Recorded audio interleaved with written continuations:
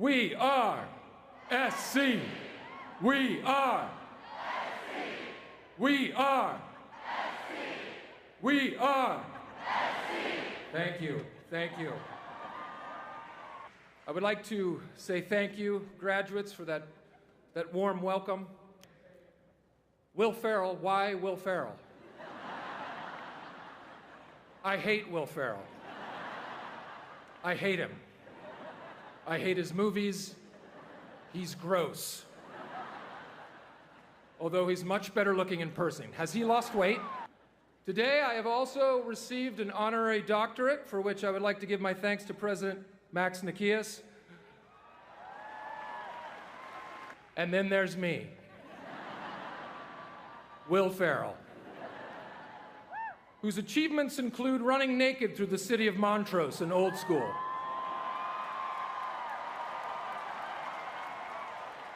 Montrose in the house, all right. Running around in my underwear and racing helmet, thinking that I'm on fire as Ricky Bobby in Talladega Nights.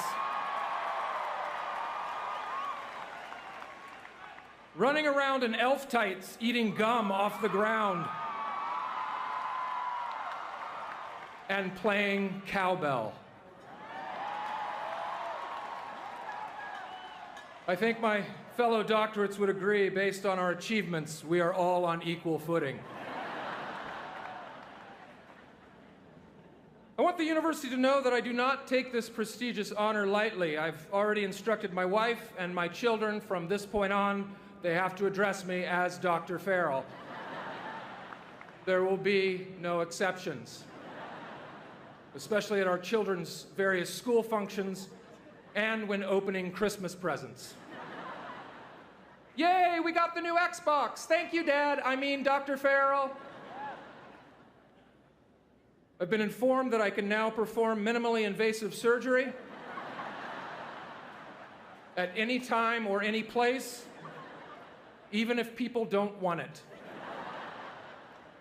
In fact, I am legally obligated to perform minor surgery at the end of today's ceremonies, or my doctor's degree will be revoked. So if anyone has a sore tooth that needs to be removed or wants hernia surgery, please meet me at the surgery center.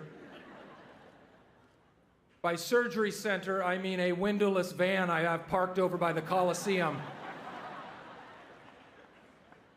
The next time I'm flying and they ask if there's a doctor on board, I can now confidently leap to my feet and scream, "I'm a doctor.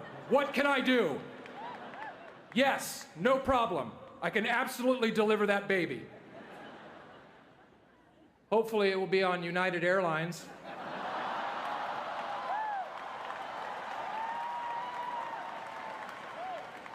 In which I will immediately be subdued and dragged off the aircraft, which we all know will be recorded on someone's iPhone and put on YouTube. You will hear me say, "Call Max Nikias, president of USC. He told me I'm a doctor." Rest assured, President Nikias, I will use my powers wisely. The institutions to which I have spoken at previously include Bryman School of Nursing, DeVry Technical School, Debbie Dootson School of Trucking, University of Phoenix, Hollywood DJ Academy, and Trump University.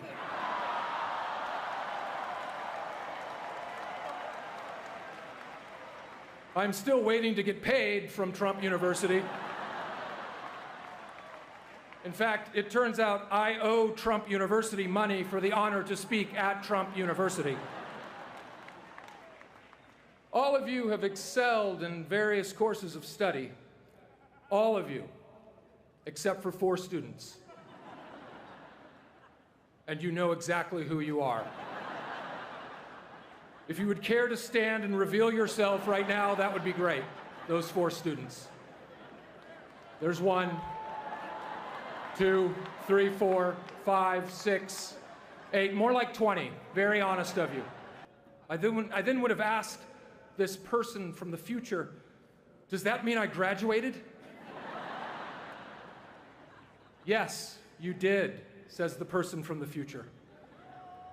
What else can you tell me about the future?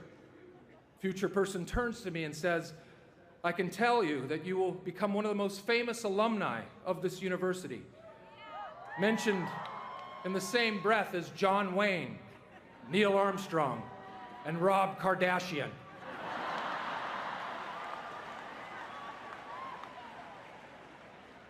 You will be referenced in rap songs from Kanye West to Lil Wayne to Drake.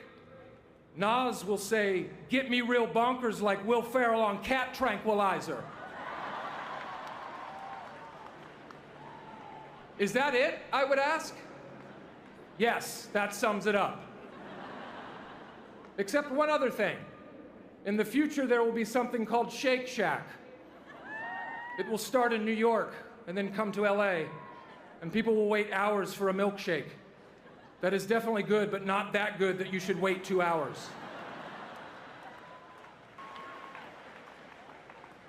Those of us with sports information degrees are an elite group. We are like the Navy SEALs of USC graduates. There are very few of us, and there was a high dropout rate. So I would literally leave my job if I knew friends were attending class close by and crash a lecture while in character. My good buddy Emil, who's also here today, Emil, in the house. Emil told me one day that I should crash his thematic options literature class one day. So I cobbled together a janitor's outfit, complete with work gloves, safety goggles, a dangling lit cigarette, and a bucket full of cleaning supplies. And then I proceeded to walk into the class, interrupting the lecture, informing the professor that I'd just been sent from physical plant to clean up a student's vomit. True story.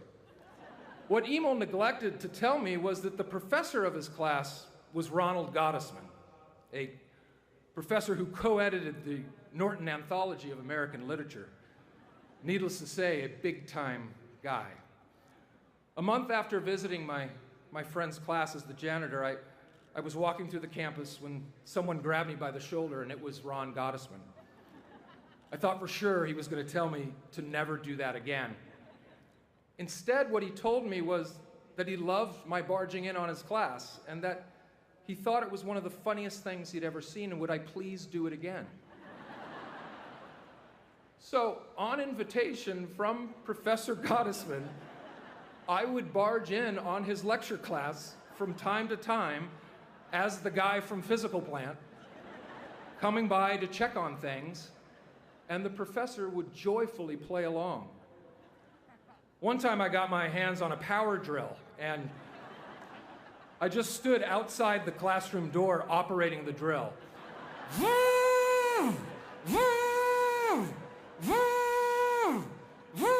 For a good minute. Unbeknownst to me, Professor Gottesman was wondering aloud to his class, I wonder if we're about to get a visit from our physical plant guy. I then walked in, as if on cue, and the whole class erupted in laughter. My stand-up act was based mostly on material derived from watching old episodes of Star Trek. My opening joke was to sing the opening theme to Star Trek.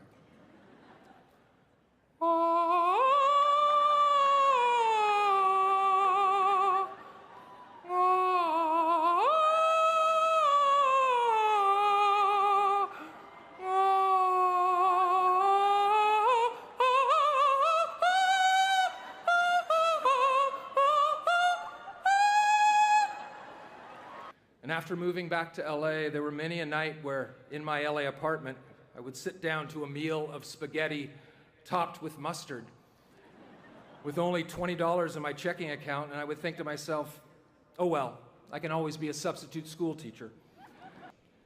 And now I'm just realizing how many people are watching me right now, and it's scary. Can you please look away while I deliver the rest of the speech?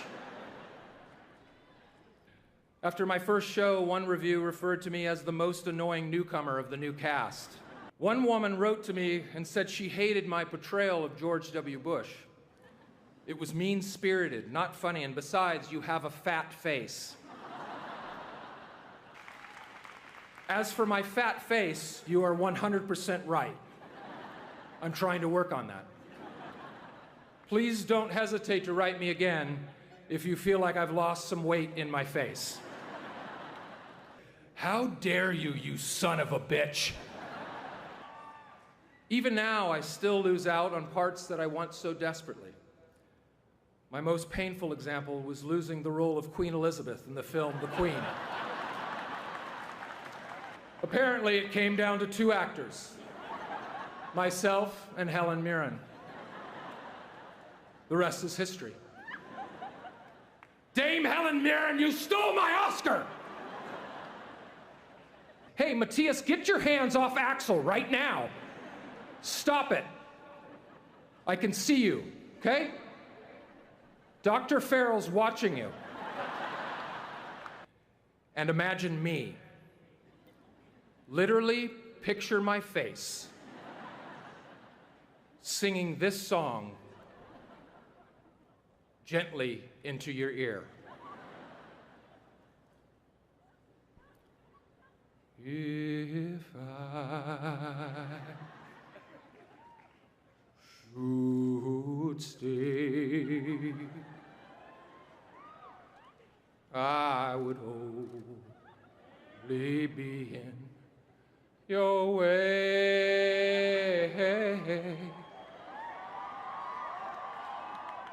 So I'll go, but I know I'll think of you every step of the way. And I will always love you.